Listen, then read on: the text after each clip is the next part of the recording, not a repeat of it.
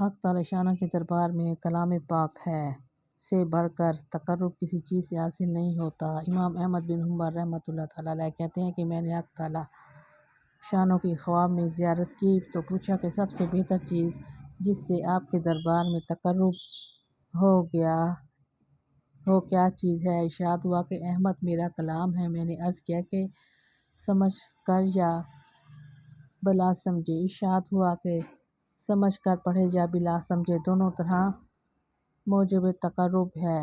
اس حدیث شریف کی توثیق اور تلاوت کلام پاک کا سب سے بہتر طریقہ تقرب ہونے کی تشریح حضرت اقدس مولانا شاہ عبد العزیز صاحب دہلوی نور المقدہ کی تفسیر سے مستنبط ہوتی ہے، جس کا حاصل یہ ہے کہ سلوک اللہ یعنی مرتبہ احسان حق سبحانہ و تقدس کی حضوری کا نام ہے، جو 3 طریقوں سے حاصل ہوتی ہے۔ اول تصور، جس کو عرف شرع میں تفکر و تدبر سے تعبیر کرتے ہیں اور صوفیہ کے یہاں مراقبہ سے۔ دوسرا ذکر لسانی اور تیسرا تلاوت قرآن پاک۔ سب سے اول طریقہ بھی چونکہ ذکر قلبی ہے، اس لیے دراصل طریقے 2 ہی ہیں۔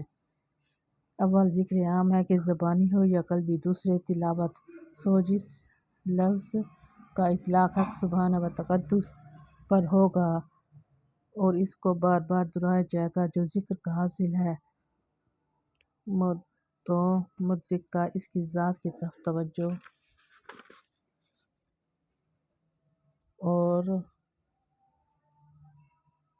التفات کا سبب ہوگا، گویا ذات محتضر ہوگی اور استحضار کے دوام کا نام معیت ہے، جس کو اس حدیث میں ارشاد فرمایا ہے۔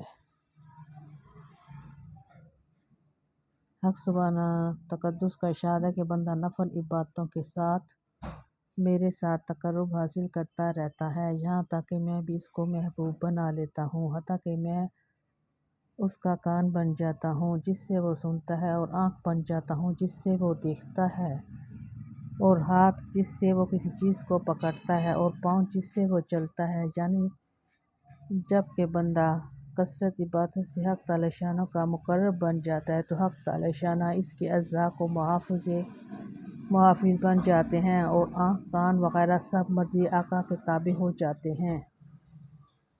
اور نفل عبادات کی کثرت اس لیے ارشاد فرمائی ہے کہ فرائض متعین ہیں جن میں کثرت نہیں ہوتی، اور اس کے لیے ضرورت ہے دوام استحضار کی، جیسا کہ پہلے معلوم ہو چکا ہے۔ لیکن تقرب کا یہ طریقہ صرف اسی محبوب پاک ذات کے لیے ہے۔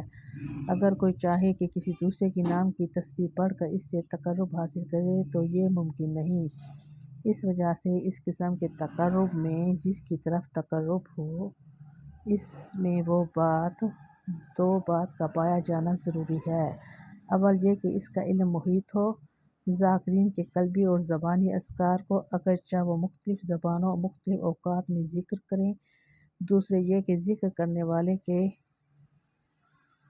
مدرکہ میں تجلی اور اس کے پر کر دینے کی قدرت ہو، جس کو عرف میں مدنی نزول اور قرب سے تعبیر کرتے ہیں۔ یہ دونوں باتیں چونکہ اس سے مطلوب پائی جاتی ہیں، اس لیے طریق بالا سے